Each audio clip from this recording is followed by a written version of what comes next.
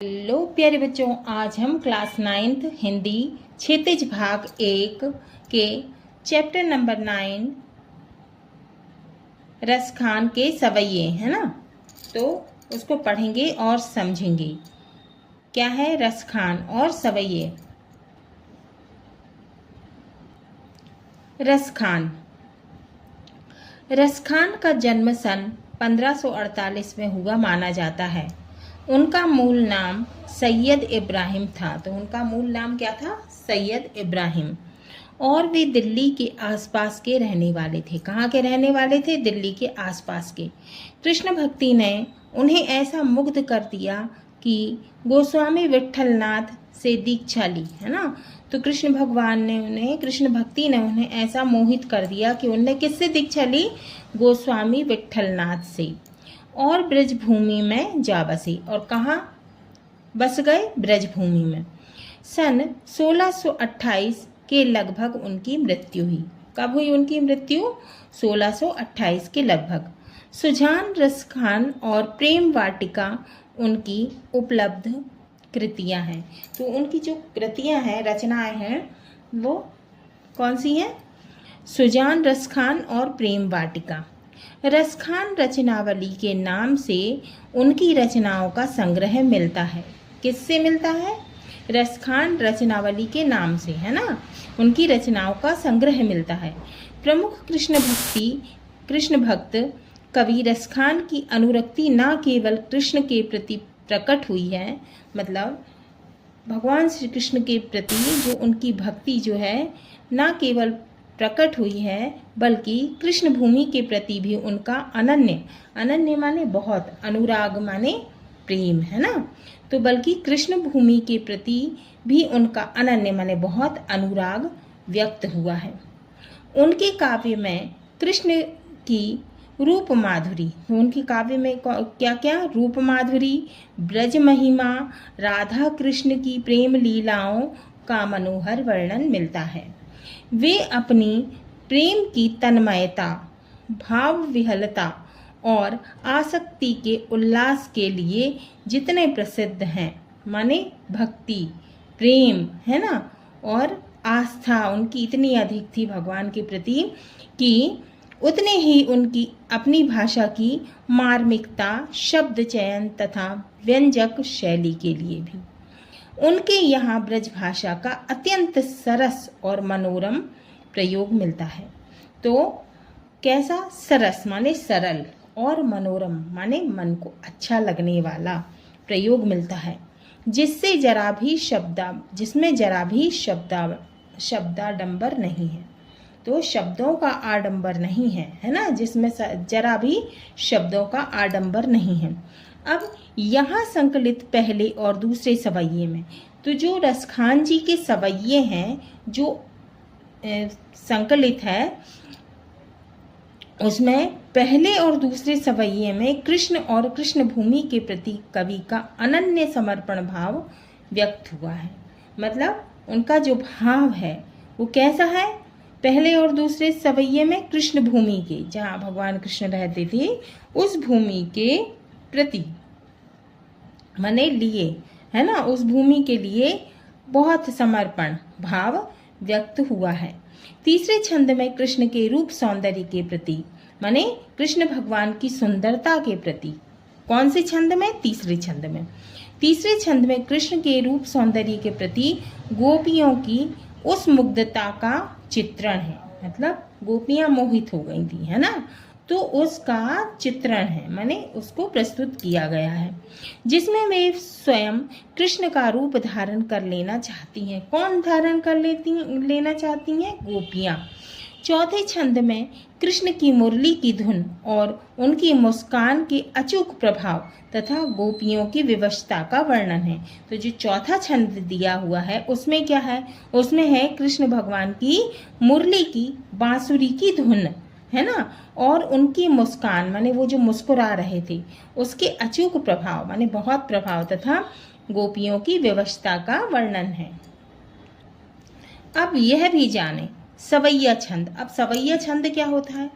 यह एक वार्णिक छंद है। सवैया छंद क्या है? वार्णिक छंद है, जिसमें 22 से 26 वर्ण होते हैं। कितने वर्ण होते हैं? 22 से 26 वर्ण होते हैं। यह ब्रजभाषा का बहुप्रचलित छंद रहा है। माने बहुप्रचलित माने बहुत प्रसिद्ध, है ना। तो यह ब्रजभाषा का बहुप्रचलित माने बहुत प्रसिद्ध छंद रहा है। अब ये परीक्षा में आते हैं, इसलिए आपको ध्यान रखना है। वार्णिक छंद क्या है? जिन छंदों की रचना वर्णों की गणना के आधार पर की जाती है ना। किसके आधार पर की जाती है? छंदों की रचना वर्णों की गणना के आधार पर, माने वर्णों की गिनती के आधार पर की जाती है, उन्हें क्या कहते हैं? वार्णिक छंद कहते हैं। अब क्या दिया हुआ है यहाँ? 8 सिद्धियां। अब 8 सिद्धियां कौन कौन सी हैं? अणिमा, महिमा, गरिमा, लघिमा, प्राप्ति, प्राकाम्य, ईशित्व और वशित्व। ये 8 अलौकिक शक्तियां, 8 सिद्धियां कहलाती हैं। ठीक है। अब 9 निधियां क्या हैं? 9 निधियां हैं पद्म, महापद्म, शंख, मकर, कच्छप, मुकुंद, कुंद, नील और खर्व। ये कुबेर की 9 निधियां कहलाती हैं। अब हम इसे शुरू करते हैं। सवैये। मानुष हऊ तो वही रस खान, बसो ब्रज गोकुल गांव के ग्वारन। जो पशु हो तो कहाँ बस मेरो, चरो नित नंद की धेनु मझारन। पाहन हो तो वही गिरि को, जो कियो हरि छत्र पुरंदर धारन। जो खग हो तो बसेरो करो, मिली कालिंदी कूल कदम्ब की डारन। है ना। अब इसका हम भावार्थ देखेंगे। अब हम पहले इसके शब्दार्थ देख लेते हैं, है ना। अब हमने इस सवैये में, पहले सवैये में क्या पढ़ा था? मानुष।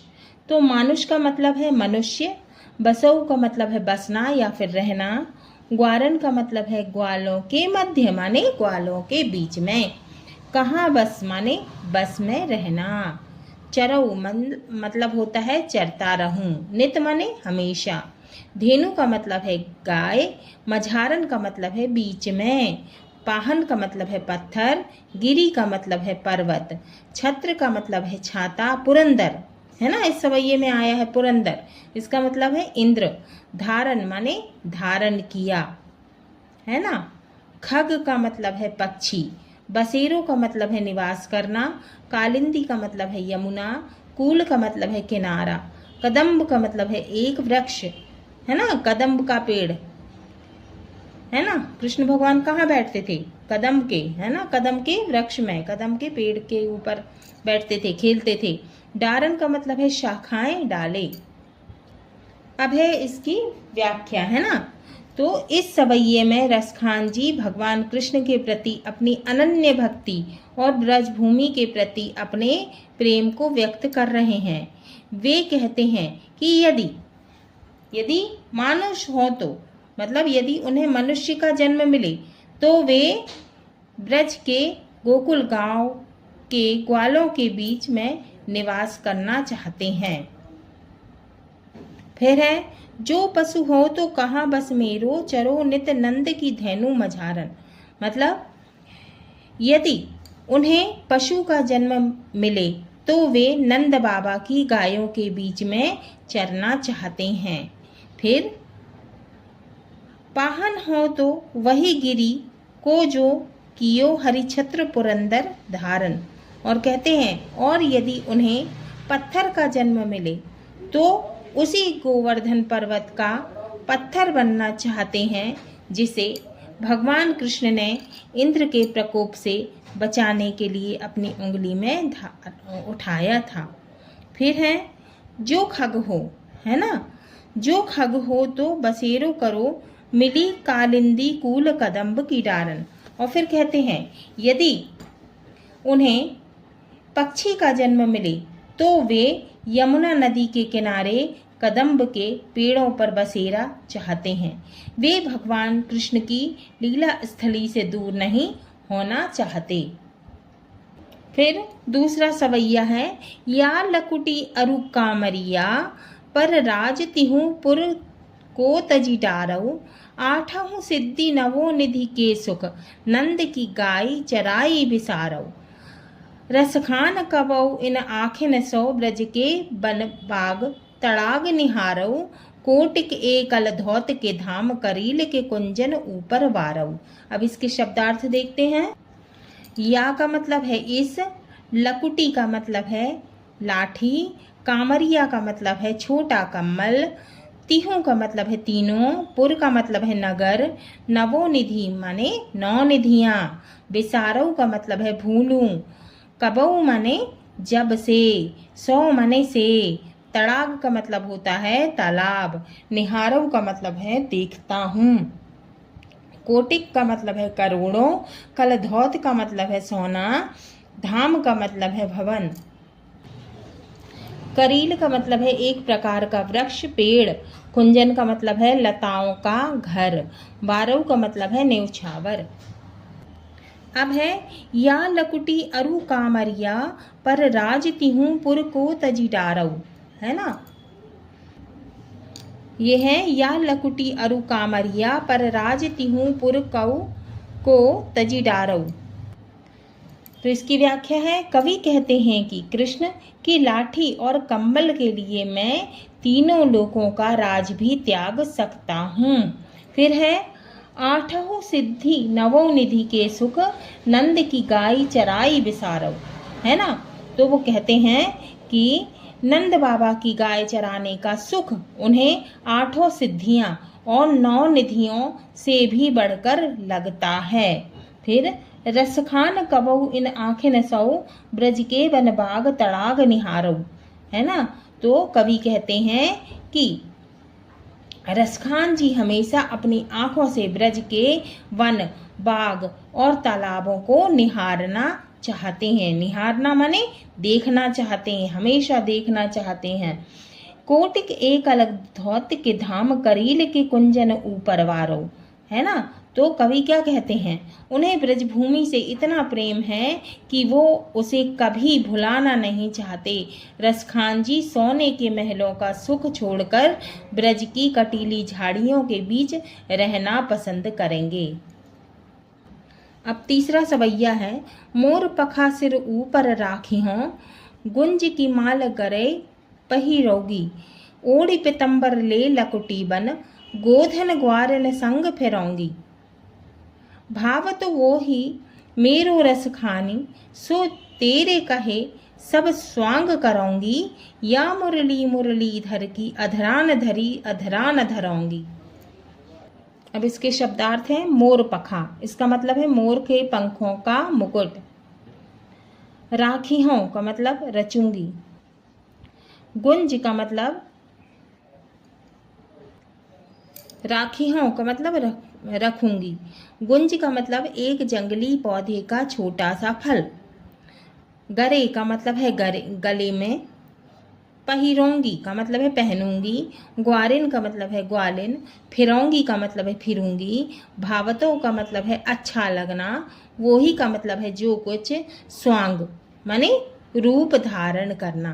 कहते हैं ना कि इसने वो वाला स्वांग कर लिया है ना, स्वांग रच लिया, तो रूप धारण करना। मुरलीधर माने श्री कृष्ण भगवान, है ना, कृष्ण। अधरा का मतलब है होठों पर। धरौंगी का मतलब है रखूंगी। अब है तीसरा, मोर पखा सिर ऊपर राखी हों, गुंज की माल गरे पहिरोंगी।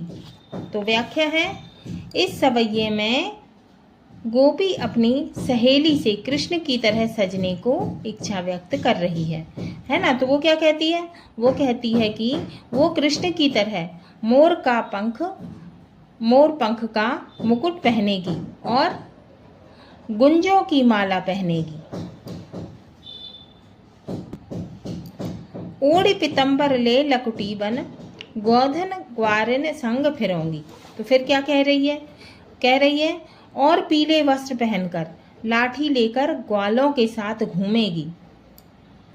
फिर है, भावत वो ही मेरो रस खानी, सो तेरे कहे सब स्वांग करूंगी। अब क्या कह रही है गोपी,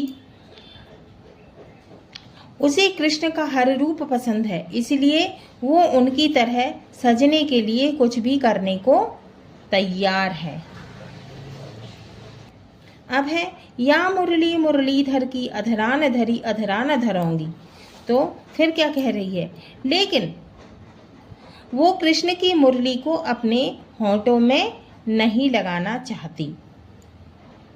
अब चौथा सवैया है कान निदे अंगुरी रही बो, जब ही मुरली धुनि मंद बजे हैं, मोहनी तान सो रसखान अटा चढ़ी, गोधन गे हैं तो गे हैं, टेरी कहो सिगरे ब्रज लोगनी, कालही को कितनों समझे हैं, मायरी वा मुख की मुस्कानी, समरी न जेह न जेह न जेह। अब इसके शब्दार्थ है काननी माने कानों में, दे माने देकर, अंगुरी का मतलब है उंगली, रहीबों का मतलब रहूंगी, धुनी का मतलब है धुन, मंद का मतलब है मधुर स्वर में, बजे हैं का मतलब बजाएंगे, मोहनी का मतलब है मोहने वाली, तानन का मतलब है तानों, धुनों से का मतलब है धुन से, है ना। तानन का मतलब है तानों या धुन से। फिर अटा का मतलब है अटारी, गोधन का मतलब है ब्रज क्षेत्र में गाया जाने वाला लोकगीत, गेहे का मतलब गाएंगे, टेरी का मतलब पुकार कर बुलाना, सिगरे का मतलब है सारे, कालही का मतलब है कल, मायरी माने हे माँ, वा माने वह, नजे है मतलब नहीं जाएंगे। अब है कान निदे अंगुरी रही बो, जब ही मुरली धुन मंद बजे हैं। अब इसकी व्याख्या, इस सवैये में गोपियाँ कृष्ण की मुरली की धुन से बचने की कोशिश कर रही हैं। वो कहती हैं कि जब कृष्ण मुरली बजाएंगे, बांसुरी बजाएंगे, तो वो अपने कानों में उंगली डाल लेंगी ताकि उन्हें उसकी आवाज सुनाई ना दे। मोहिनी तानन सो रसखान अटा चढ़ी, गोधन गए हैं तो गए हैं। अब वो क्या कह रही हैं कि लेकिन अगर कृष्ण कोई मधुर तान छेड़ते हैं तो वो सब मिलकर कहाँ चढ़ जाएंगी, अटारी पर चढ़कर गाना गाएंगी। वो पूरे ब्रज के लोगों को चेतावनी दे रही हैं, टेरी कहो सिगरे ब्रज लोगनी, कालही को कितनों समझे हैं। अब वो क्या कह रही हैं, चेतावनी देती हैं कि कृष्ण की मुरली की धुन बहुत मधुर है और वो उन्हें पागल कर सकती है। मायरी वा मुख की मुस्कान संहारी, न जय न जय न जय। तो वो क्या कह रही हैं कि मायरी है ना, मायरी भगवान श्री कृष्ण की एक मुस्कान पर मैं अपने वश में नहीं रह सकूंगी, मुझ पर मुस्कान का जादू अवश्य चल जाएगा। तो क्या कह रही हैं, माँ श्री कृष्ण की एक मुस्कान पर मैं अपने वश में नहीं रह सकूंगी, मुझ पर मुस्कान का जादू अवश्य चल जाएगा। हाँ तो बच्चों, ये हमारे रसखान जी के सवैये की व्याख्या और रसखान जी का जीवन परिचय पूरा हुआ। अगले वीडियो में हम इसके प्रश्नों के उत्तर को सॉल्व करेंगे।